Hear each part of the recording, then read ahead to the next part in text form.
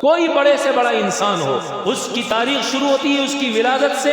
اور اس کی تاریخ ختم ہو جاتی ہے اس کی وفات پر۔ کوئی کتنا بڑا بادشاہ ہی کیوں نہ ہو، کتنا بڑا سیاسی رہنمائی کیوں نہ ہو، کتنا بڑا مذہبی رہنما کیوں نہ ہو، اس کے بارے میں بتائیں گے فلاں تاریخ کو پیدا ہوا، فلاں تاریخ میں اس نے یہ حاصل کیا، فلاں جگہ سے تعلیم حاصل کی، فلاں وقت جا کر یہ بن گیا، پھر یہ بنا، پھر یہ بنا، پھر اس کا وقت آیا تو پھر اس کا انتقال ہو گیا، ختم ہو گیا۔ لیکن میرا نبی ہے کہ دنیا میں آنے سے پہلے اس کا چرچا تھا، دنیا سے جانے کے بعد بھی اس نبی کا چرچا ہے۔ بہت سے لوگ زور لگاتے ہیں نا ولادت کا، سمجھتے ہیں اللہ کے نبی کا چرچا ولادت سے شروع ہے۔ ارے میاں، جب کائنات کے اندر زمین بھی نہیں تھی، آسمان بھی نہیں تھے، چاند بھی نہیں تھا، سورج بھی نہیں تھے، دریا بھی نہیں تھے، سمندر بھی نہیں تھے، یہ جنت بھی نہیں تھی، یہ دوزخ بھی نہیں تھی، یہ انسان بھی نہیں تھے، یہ جنات بھی نہیں تھے، کوئی جانور نہیں تھا، کوئی درندہ نہیں تھا، کوئی پرندہ نہیں تھا۔ ہزاروں سال پہلے میرے رب نے کہا تھا یاسین والقرآن الحکیم انک لمن المرسلین علی صراط مستقیم۔ اللہ تعالیٰ نے اس دنیا کے بننے سے پہلے،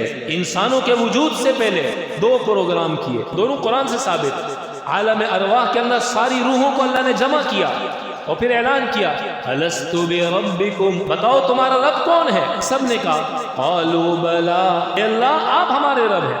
آپ کے علاوہ کوئی ہمارا رب نہیں۔ اس کے بعد اللہ تعالیٰ نے دوسرا پروگرام کیا، اور اس پروگرام کے اندر صرف اور صرف وہ روحیں آئیں جنہوں کو اللہ نے رسول بنانا تھا، اور ان سے اللہ پاک نے کہا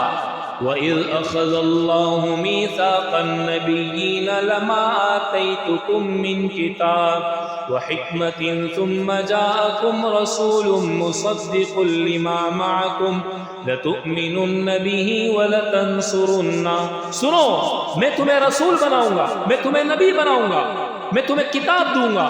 لیکن سن لو میری یہ بات کہ جب تمہاری موجودگی میں اگر میں نے تمہیں کتاب بھی دی ہو، شریعت بھی دی ہو، پیغمبر بھی بنایا ہو، رسول بھی بنایا ہو، سب کچھ دیا ہو، لیکن اگر میرا یہ رسول محمد صلی اللہ علیہ وسلم آ جائے تو تم نے اپنے دین کو، اپنی شریعت کو چھوڑ کر اس کی اتباع کرنی ہوگی۔